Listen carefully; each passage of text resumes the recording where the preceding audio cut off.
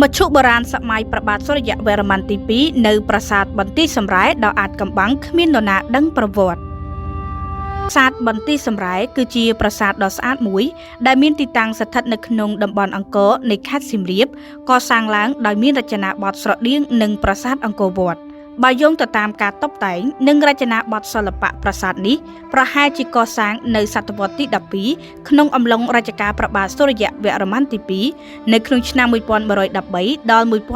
1150 ហើយបានបញ្ចប់នៅក្នុងរជ្ជកាលនៃស្ដេចយសោវរ្ម័នទី 2 នៅក្នុងឆ្នាំ 1150 ដល់ 1165 មិនមានសិលាចារឹកថ្មណាដែលត្រូវបានគេរកឃើញអំពីប្រាសាទនេះនៅឡើយទេមានអ្នកស្រាវជ្រាវជាច្រើនបានអះអាងអំពីឈ្មោះនៃប្រាសាទបន្ទាយសំរែនេះប៉ុន្តែគ្មាននរណាម្នាក់អាចដឹងច្បាស់អំពីហេតុផលដែលថាហេតុអ្វីបានជាទទួលបានឈ្មោះដូចបច្ចុប្បន្នឡើយអ្នកស្រាវជ្រាវខ្លះសន្មតថាប្រហែលជាមានក្រុមមនុស្សជនជាតិសំរែរស់នៅក្នុងតំបន់សាងសង់ប្រាសាទទើបពួកគេដាក់ឈ្មោះសម្គាល់ប្រាសាទនេះដើម្បីឧទ្ទិសដល់ជនជាតិភាគតិចនេះ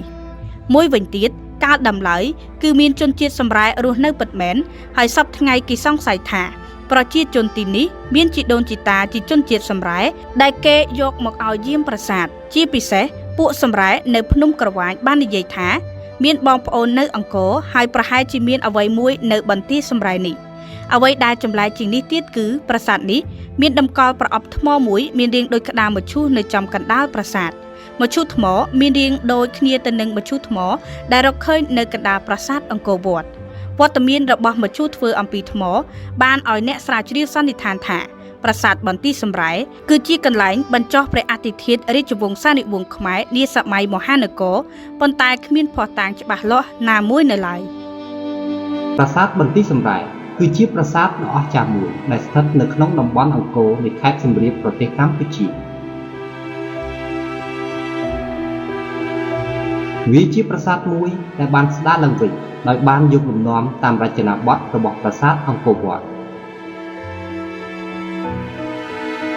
ប្រាសាទបន្ទាយសំរែស្ថិតនៅខាងកើតបារាយសោធរតដាឬបារាយខាងកើតហើយស្ថិតនៅចម្ងាយប្រហែល 2 គីឡូម៉ែត្រពីភូមិព្រះដាក់នៅខាងត្បូងផ្លូវពីព្រះដាក់ទៅភ្នំបូក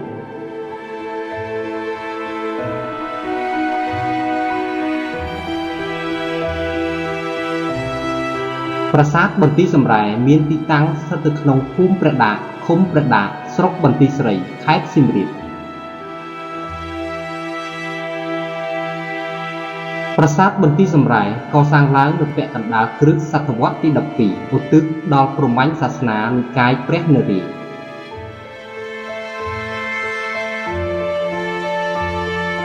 យើងសូមលើកយកពាក្យបន្ទាយសំរែមកពន្យល់ខាងក្រោមពាក្យថាបន្ទាយគឺមានកំពែងព័ទ្ធជុំវិញចំណែកសំរែគឺជាជាតិមនុស្សអ្នកព្រៃមួយពូជដែលកើតនៅក្នុងកម្ពុជាដូច្នេះឈ្មោះដែលហៅថាបន្ទាយសំរែនេះគឺប្រហែលជាតាក់ទងទៅនឹងទីតាំងដែលមានកំពែងខ្ពស់ជុំវិញហើយដែលមានស្ដេចនិងអ្នកបម្រើដែលជាជនជាតិសំរែរស់នៅទីកន្លែងនេះ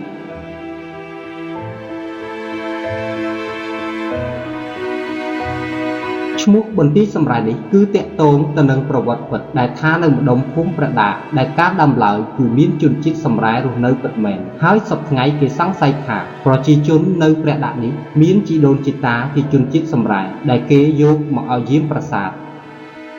ជាពិសេសពួកសំរែដែលនៅភ្នំក្រវាញបាននិយាយថាមានបងប្អូននៅអង្គរហើយប្រហែលជាមានអ្វីមួយនៅបន្ទាប់ពីបន្ទាយសំរែនេះដូច្នេះឈ្មោះនៃប្រាសាទសំរែនេះគឺតាក់ទងទៅនឹងប្រវត្តិសាស្ត្រពិតដែលតាក់ទងទៅនឹងរឿងព្រេងនិងតាក់ទងទៅនឹងទីតាំងរូបរាងរបស់ប្រាសាទអំពីស្ថាបត្យកម្មប្រាសាទបន្ទាយសំរែត្រូវបានសាងសង់អំពីថ្មភក់ផ្សំជាមួយនឹងថ្មបាយក្រៀមដែលយើងនឹងឃើញនៅលើជញ្ជាំងនៃសាលវែងព័ទ្ធជុំវិញពោះសន្លឹមនិងគ្រឹះខាងក្នុងរបស់ប្រាសាទត្រូវបានសាងសង់អំពីថ្មបាយក្រៀម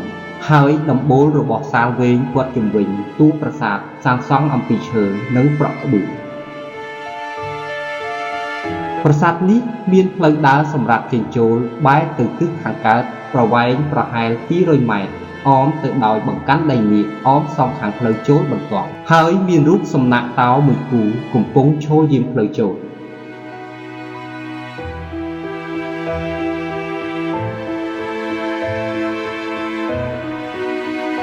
អំពីហោត្រៃនិងថែវ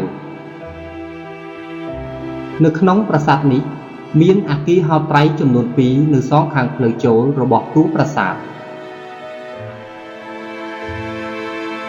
ហោត្រៃនេះធ្វើអំពីថ្មភក់លើកផុតខ្ពស់ពីបាតនៃខឿនហើយមានលម្អទ្វារ2គឺទ្វារបញ្ឆោតមួយបែរទៅទិសខាងកើតនិងទ្វារពិតបែរទៅទិសខាងលិចនៅលើខ្លោងទ្វារទាំងពីរក៏មានលម្អដោយហោជាងប្រកបទៅដោយរឿងទេវកថា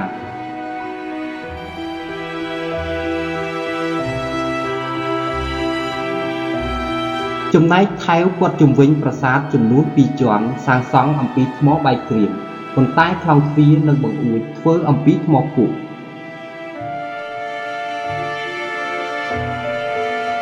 ថែវទី1ផ្នែកខាងក្រៅមានសភាពបាក់បែកខូចខាតយ៉ាងដំណំហើយកាលពីមុនថែវនេះទំនងជាមានដំបូលប្រក់ក្បឿងទ្រដោយឈើព្រោះយើងអាចនឹងមើលឃើញប្រហោងខ្លះៗសម្រាប់ធ្វើជាដំបូល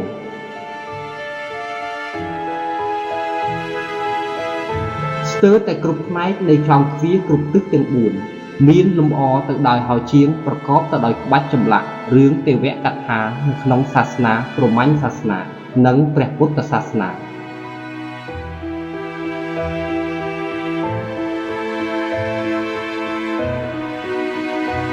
អំពីសិលាចារឹក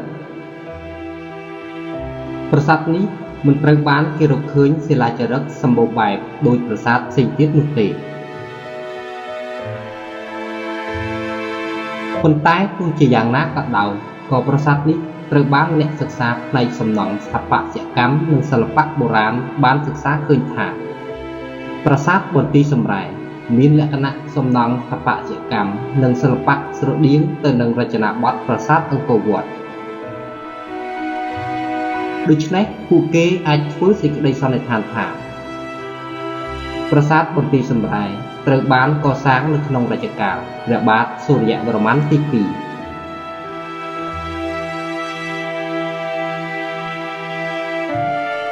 តួប្រាង្គកណ្ដាលរបស់ប្រាសាទនេះមានរាងជាអក្សរ T ដែលលយចេញទៅទិសខាងកើតនិងមានទ្វារចំហមួយផងដែររីឯទ្វារ3ទៀតដែលបែរមុខទៅទិសខាងជើងនិងខាងត្បូងនិងទិសខាងលិចត្រូវបានបិទជិតដោយមានក្បាច់ចម្លាក់យ៉ាងល្អឯកនៅក្នុងផ្ទៃទ្វារហើយនៅលើខ្លោងទ្វារក៏មានលម្អក្បាច់ចម្លាក់រឿងទេវកថាខ្លះផងដែរ